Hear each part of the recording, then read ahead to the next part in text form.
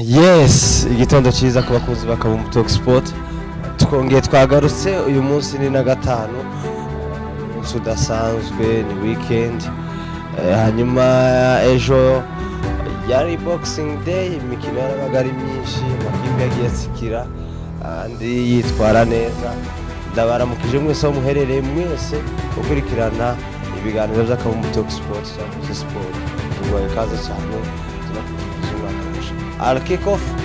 ikipe ya Manchester City yari yakiriye Everton gakunganya ikirazo kimwe ku kindi, ikirazo cyatsinzwe na Bernardo Silva ku ruhande rwa Man City. Ku rundi ruhande Ndiaye wa Everton yaje kwishura ikirazo ya kimwe kuri kimwe. Hanyuma Bournemouth na Crystal Palace nazo zarakinye ku isaha ya Sizeri zinganya ubusa ku busa. Ikipe ya Chelsea yaje gutakaza Stamford Bridge irajwe na Fulham nyuma y'imyaka 45. Fulham itabaraza ku kibuga cabo 45 yose. Ikirazo ca mbere Cole Palmer ne waje kukiraza, hanyuma kija kwishurwa na Wilson nimero 8 wa Fulham. Hanyuma Muniz aza gushyiramo ikirazo ca kabiri, biza kuba ari ibirazo bibiri kuri kimwe. Ikipe ya Aston Villa yaje kwifatira yaje kurazwa na Newcastle ibirazo bitatu. Anthony Gordon, Isaac ndetse na Jolinton ku ikarita itukura ya Duran wa Aston Villa waje kubona ikarita itukura mu ataka wabo, baje gutakaza nabo amanota atatu. Hanyuma ikipe ya Nottingham Forest yaje gutsinda ikipe ya Tottenham igitego kimwe ku busa cha Elanga wa Manchester United batanze. Ubu yaje kubikora n'ijoro Nottingham Forest ubu nyine ihagaze ku mwanya wa gatatu. Chelsea ku mwanya wa kabiri, Nottingham iri ku mwanya wa gatatu, Arsenal ifite ikirarane ku mwanya wa kane. Hanyuma indi match yabaga naravuze ngo ni Southampton yaje nayo gupiga ndetse na West Ham yaje kubaraza ikirazo kimwe cha Bowen, baza kubona amanota 3. West Ham baje gufata umwanya wa Man U isubiza ku mwanya wa 14. Hanyuma ikipe ya Wolverhampton yaje kuraza ikipe ya Manchester United, ikirazo cha mbere cyaje kurazwa na Cunha kuri corner nziza yahise yijanamo direct. Ikipe yavuze yatatse. Hanyuma igitego cya kabiri cyatsinzwe na Hinchanwang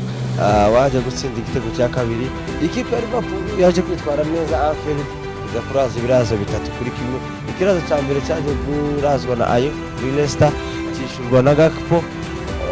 Icya kabiri kiza gutsindwa na Katere waje gutsinda hari ikindi gitego cya kabiri. Cat Jones ne waje kuraza ikirazo cya kabiri ku ruhande rwa Liverpool kuri assist ya McAllister ku minota 49. Hanyuma Mohamed Salah yaje gutsinda ikirazo cya gatatu ku minota 82 ku ipasi ya Gakpo. Hanyuma mbere ko niyegereza umutara turi kumwe Jaydo, reka turebe table uburyo ihagazemo ku buryo abantu bamenya no kuntu ibintu bimeze. Ariko Man iri mu gishanga ku mwanya wa mbere. Liverpool yayobowe n'amanota 42. Umwanya wa kabiri uriho Chelsea irayobowe 35. Ku mwanya wa gatatu hari Nottingham Forest ifite 38. Hanyuma Arsenal ifite 33 ifite ikirane iraza gukina uyu munsi. Newcastle ni ya gatanu ifite amanota 29. Hanyuma Bournemouth ifite amanota 29 ku mwanya wa gatandatu. Man City ku mwanya wa karindwi n'amanota 28. Fulham ni ya 8 n'amanota 28. Aston Villa ni ya 9 n'amanota 28. Eko amakipe menshi ifite 28. Brighton ifite 25 ifite ikirarane iraza gukina uyu munsi. Hanyuma Spurs ifite 23 iri ku mwanya wa 11. Brentford ifite 23 iri ku mwanya wa 12. West Ham iri ku mwanya wa 13 23. Manchester United iri ku mwanya wa 14 n'amanota 22, Everton iri ku mwanya wa 15 n'amanota 17 ifite ikirarane, Crystal Palace ifite 17 iri ku mwanya wa 16, Wolves ifite amanota 15 ku mwanya wa 14 zikurikirana na Man U hafi. Hanyuma Leicester City ifite 18 iri ku mwanya wa 18, Ipswich Town ifite 12 ku mwanya wa 19, Southampton niyo ifunze table n'amanota atandatu. Hanyuma turi kumwe n'umutaramu Judo. Igitondo cyiza turashima Yesu n'akababaro kenshi si cyane kuko bisa nkaho noneho tumaze nko kumenyera ukuntu nta kundi muri siporo niko yabimeze. Hari abishima hari n'abanyine baba baranyine ukuntu to ati all in all we are good twishimira ibihe byiza bya Christmas turimo. Enoki umusaza Enoki nawe aragusese hariya bitewe n'ibihe muri bo. Hanyuma ku munsi w'ejo Premier League yari yagarutse, nta zindi match zari zihari kubera ko bakunda kwita Boxing Day andi makipe adakunze kubikora cyangwa se izindi shampiyona. Ubundi Boxing Day ni umunsi wo gutanga amagifts. None sara icyakoze ariko fura mwaduhaye gift ejo kabisa. Nimba ari gutanga gift Zara abantu benshi bahawe aba ari umunsi wagenewe nyine gutanga impano. Ahubwo none bagisore bari baraye batanga za gift bazungu bari ukuntu bashire kuyabirenze bakasore hari umwana kubona ukabona afite ubunebwe. Hanyuma ku ikipe ya Manchester City kick-off yari yakiriwe na Everton. Pep Guardiola yaje kunganya inota rimwe kandi nyuma ya Haaland yaje kurata penalty bayikuramo. Kuri Man City Pep Guardiola bari basigaho ikintu bavuga no ejo nanandi kureba umupira tudiscussing nyine kuri Man City. Yamuzo kuri kimaze kugaragara ko Man City yabaye inzira ya bose wese ari kuza atambuka acaho nkuko yishakiye kabisa. Bimaze kugaragara Man City muri ibi bihe tibiyoroheye. Niba ari ikibazo cy'umutoza bamaze kurambirwa nkuko nyine abantu benshi bagenda bakomantinga, ariko mu by'ukuri Man City yararangiye. Urebye ukuntu match yeje ukuntu yari yifashe mu by'ukuri Everton wagira gusa yari ije gusa kurangiza umuhanga. Everton twage tuyibona mwigeze igaragaza n'ubundi Everton ntizikira no kuri Chelsea na Arsenal barafungaga bakatakira rimwe no gufunga njye se nabibonye cyane gusa barabaje gusa bavuga ngo mureke dukine gusa impamvu babikoze bari bazi ko n'ubundi ari inzira taki ahubwo iyo bihagararaho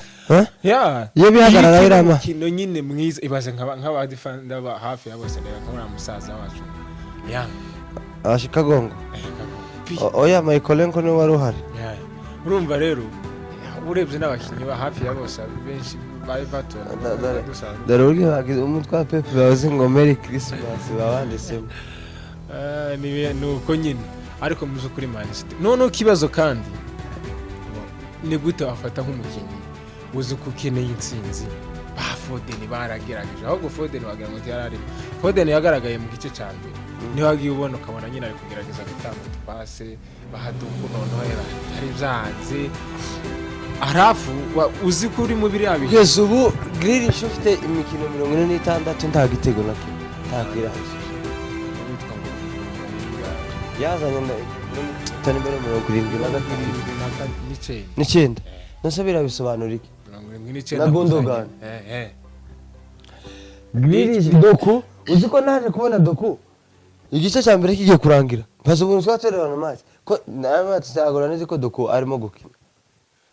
yararimo ntago yararimo none n'umunsi w'umwaka nukuntu Haaland yahise ataka gira penalty kandi uzi ko babagomba gusa bibaho penalty twomurenganya cyane baza bazirata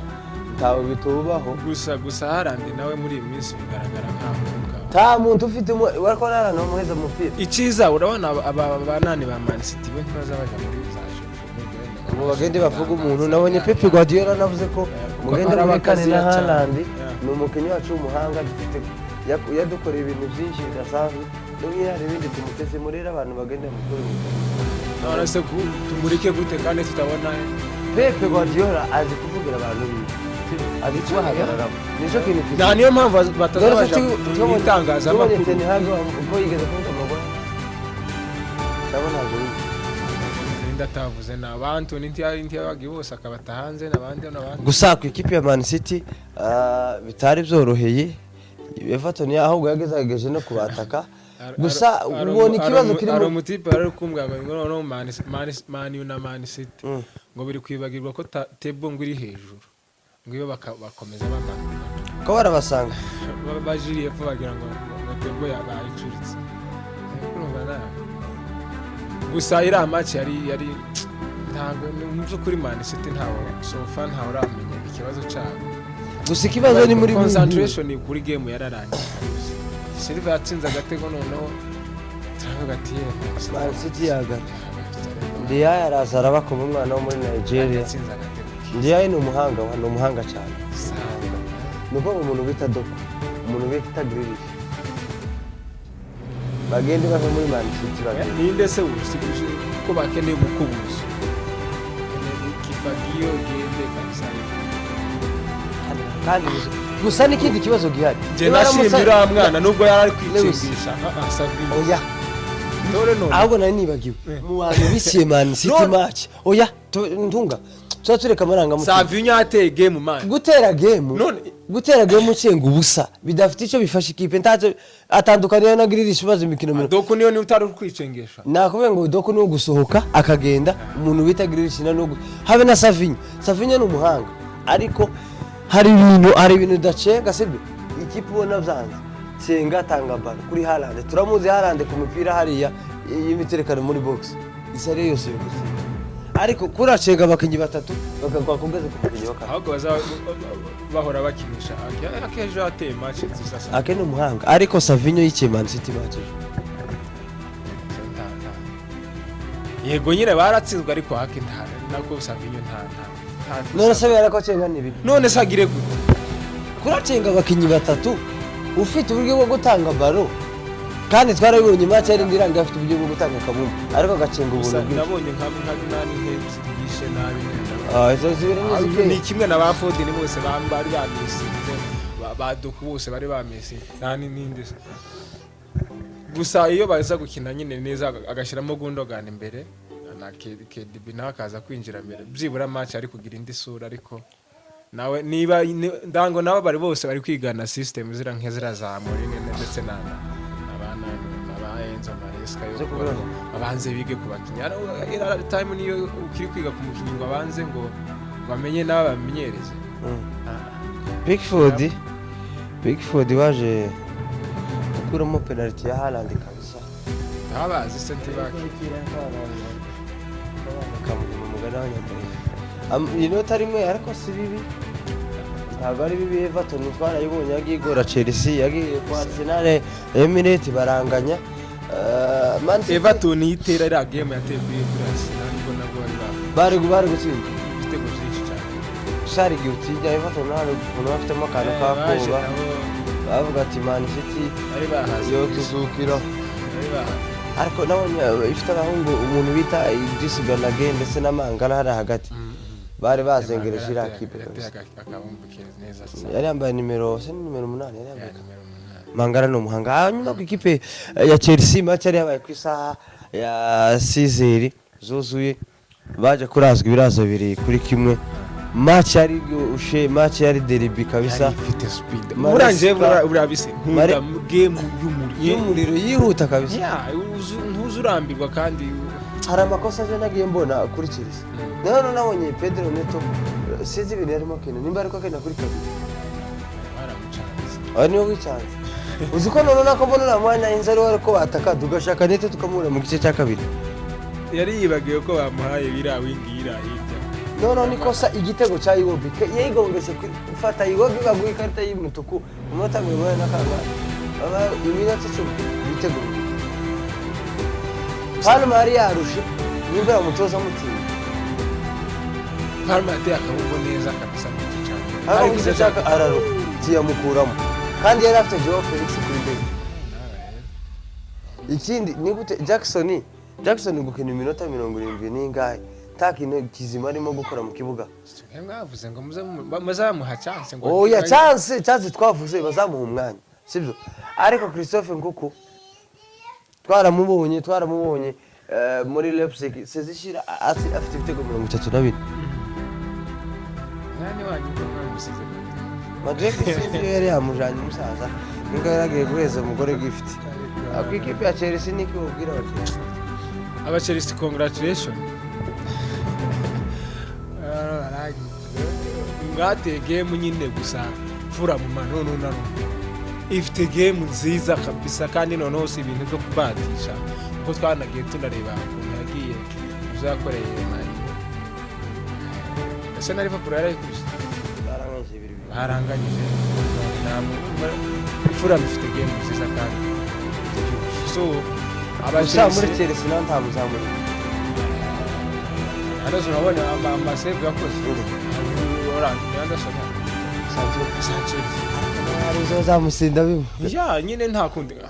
gusa ari save yakoze kabisa. Ngiye kuvuga ngo twamugeranya nawe Sereka turaza kumugeraho gusa kuri Maresca nawe msigaye mbona ari ikintu afite cyo kwiyumva kwageze kuri Pepe ishakisha amanota 3 hasi gusa keragiyemo amanota 7 kwa Liverpool afite kirarana nuwo nagisinda araje mu manota 10 kongera kuyakuramo yari yaravuyemo ni ikibazo kweje gusa mufite game nziza wa reka wenda tuvuge gutyo ariko mugire concentration cyane aba Chelsea cyakora reka namwe mu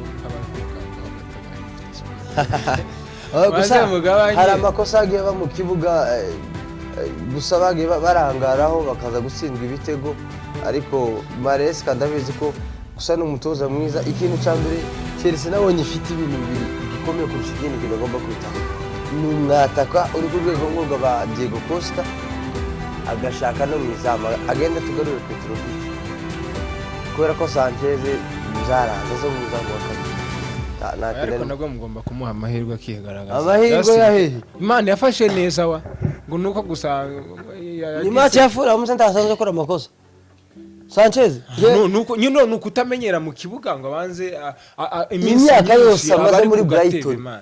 uzi ibintu yakoraga muri Brighton ko atazabikora none mwamuvanyije iki muri Brighton iyo none se nimba none se ahembwa amafaranga ikagomba gukora kubera ko arahembwa ni mu muhe time azowe yaguta asanzwe amenyere muri Brighton none kubera iki aka game kamwe gusa kaje kera mukaba mutangiye kubureminga abakinyi mumanze mwitonde namwe mukubitwe kangahe Enzo akiri yateye match nziza Enzo Fernandez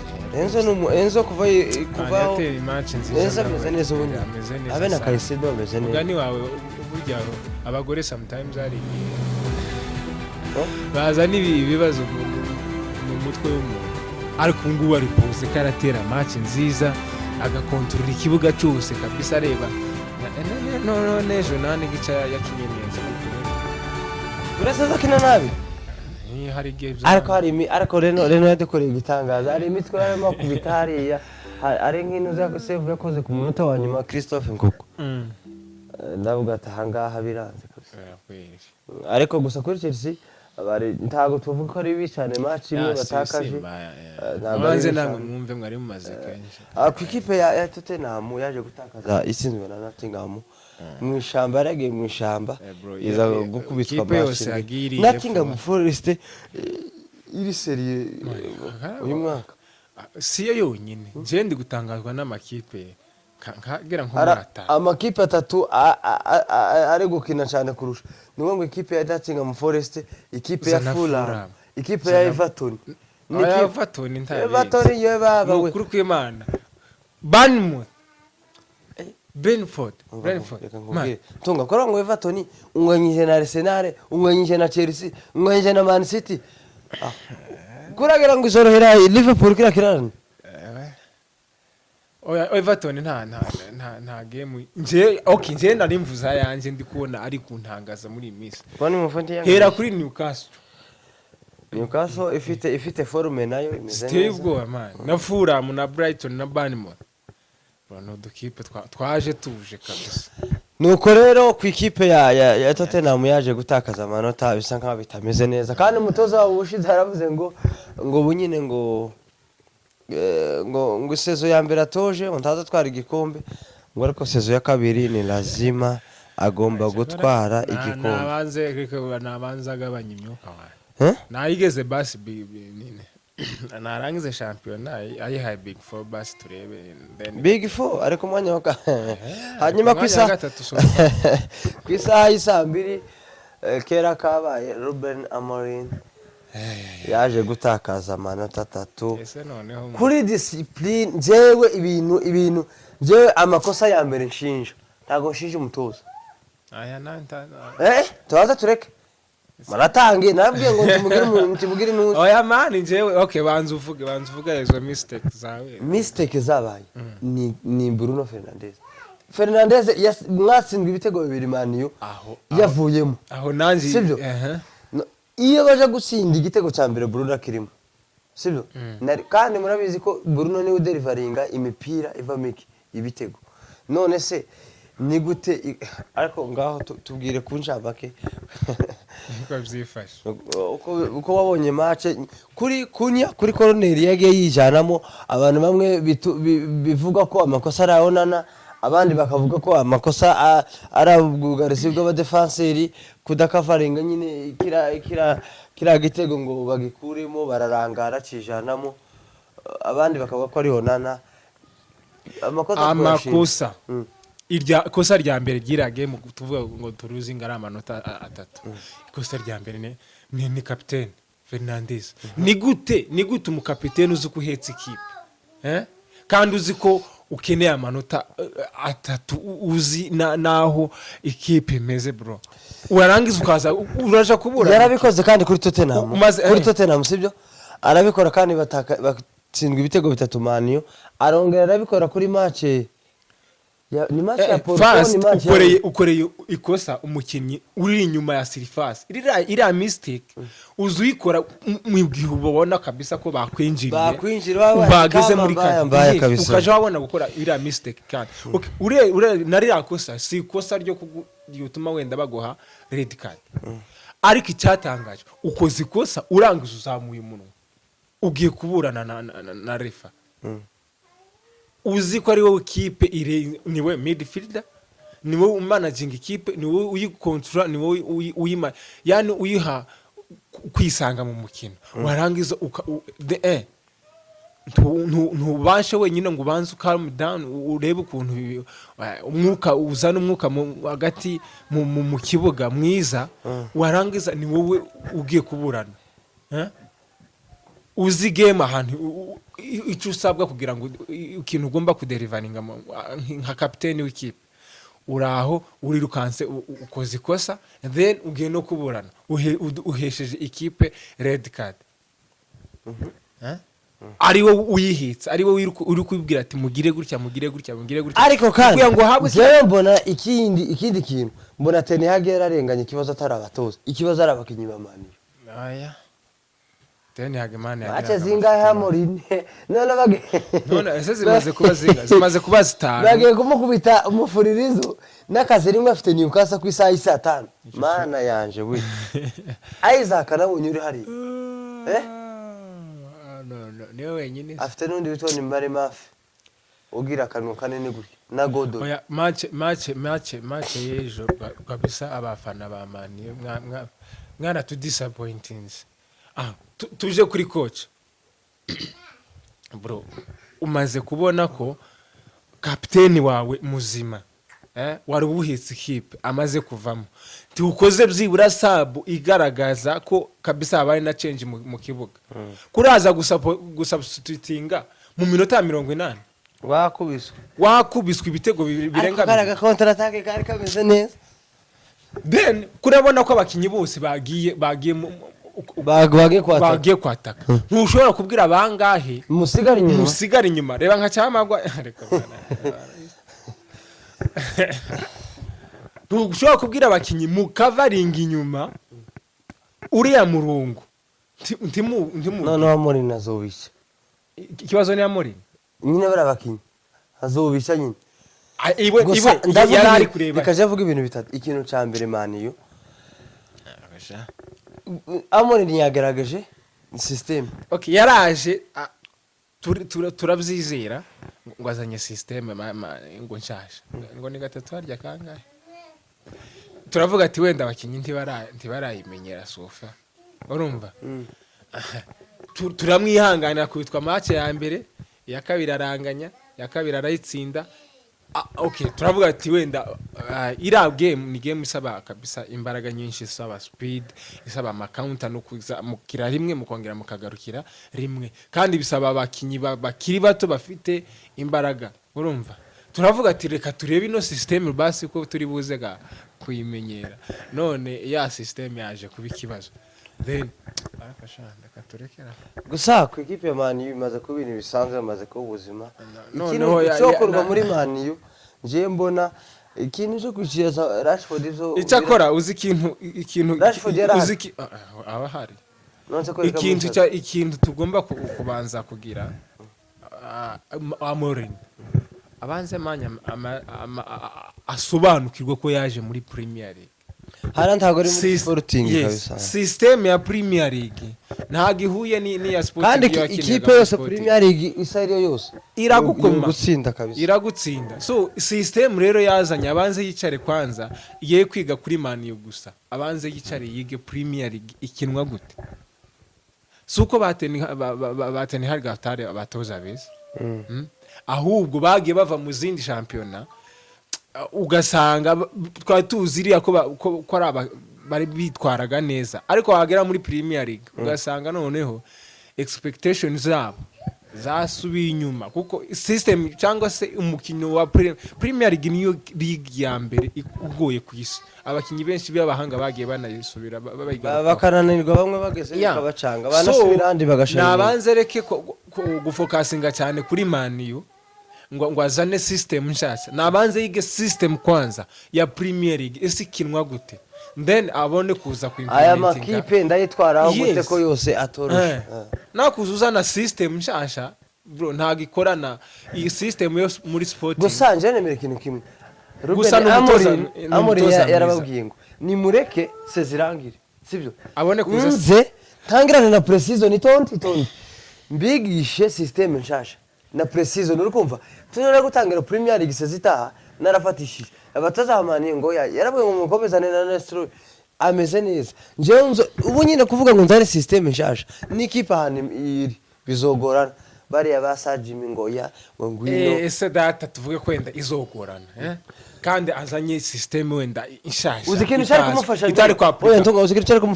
cyari kumufasha kureba ahantu mani irangije seze ukuntu imeze abakinyere guhita ati uyu nguyu agomba gusohoka reba ngo bunyine none no kumavuga ngo yirukana abakinnyi bahindura system gusa afite system nziza yo guha amahirwe buri mukinnyi wese ako kantu ko nanje kabisa naratiski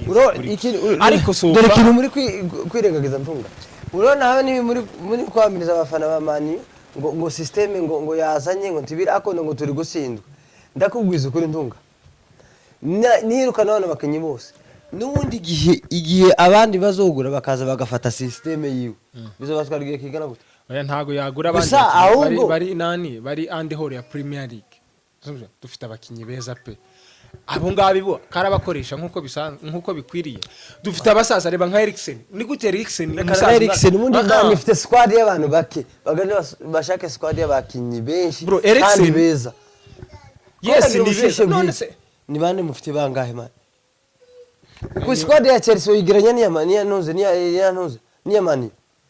mwebwega muri nk'amakipe nkata none se nyine sishaka abakinyi ku posta batatu babiri bahangana ku buryo umasiyo wa wundi wajaga kure kinyuranyo gitandukanye na wa wundi wabanje gusa Amorim ico tumusaba nk'abafana ba Man U bro okay ukuri uko bimeze sofa umaze kubona Premier League ukuteye ukwikinwa duhindure system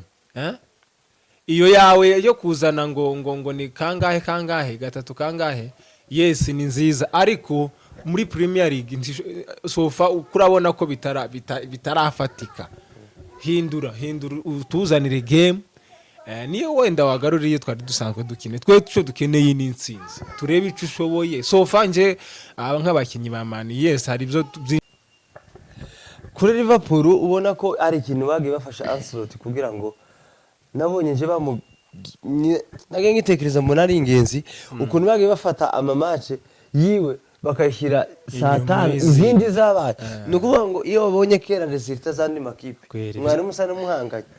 no iyo ubonye amahige bagasikira bakanganya cyangwa bagatsindwa nka kuri Chelsea yari isindwa rero yarisa nka nyine iri kubashira yaho igitutu no bahita bakina no batatse ninjoro Leicester bateye amapoto mu gice cya mbere zose ikipe Gakpo sinzi igitego cyiza kabisa Gakpo urimo kwitwara neza Diaz bari kuri bench ubona ko tumenyereye uzi ko nawe Ramuhungu ndamukunda siko manu yamuguze ntizokunda kubera urantiyoza muri manu yarabizi ko hari yagiye nyota yake Diaz no kuri yoza nyota yake yo ita iranga yoza akaza simbura nani Hojland tizokunda harabakinyo mubona batoza muri manu nka Diaz aho si umushara man ahubwo Diaz ikipe yamushakaga zitangiye n'intuze ni Man City uriya yoje muri Man City akaja gukina agasimbura ndese ni ahubwo se ndo umwicazo nyine cyakora abana ni bogura urabona Foden nuko amayicara neza none akicara n'ubundi hari cyari gukora Foden yo kwicara ubuzima ikipe ya Liverpool iri kutwirwa kuri serie kabisa ba Mohamed Salah niwe top scorer kugeza ubu nyine asagiza 16 urabona kuko Liverpool iri serious haba muri top scorer haba amanota 3 no muri table imeze difference bitego y'amanota nga 10 yageze mu cyangwa arindwi kuri Chelsea kubera ko baracafite kirarana bagitsinze kuri Everton hayitajamo amanota 10 rero kuri Liverpool iri serious gusa returu nitababera mbi niba nicyo kintu Liverpool izigira nta Premier League nimwe Liverpool wayibona ngo ku mwanya w'icumi nk'uko Man iriho buri gihe cyose iradomina ikagenda yaje kugera muri za match zitanu za nyuma ikanganya igakubitwa igatakaza nta no kunganya izikubitwa neza ibijika bikayiba ugasanga naho ngaho iziruzinga amahirwe yo kuvuga ngo tware Premier League gusa ni makipe urabona ko atari serie Liverpool ishobora kuzabikora no this time iri serie kabisa ku gikombe je naniyo ifite amahirwe menshi cyane gutwara Premier League niba serie izabikora neza cyane batakabeza ba Diaz Gakpo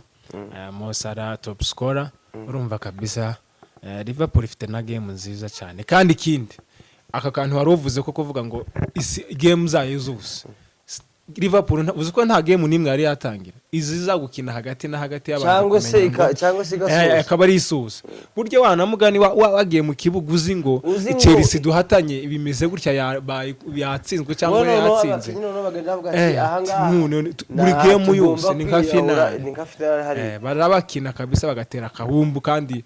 bikagenda neza no kuri Leicester kabisa umutoza wacu Nestroy ukiri mushasha mu ikipe nawe gifite byinshi agihindura match nziza hari ibintu bigaragara nkuko kabisa ko yahinduye byinshi muri hanyuma uyu munsi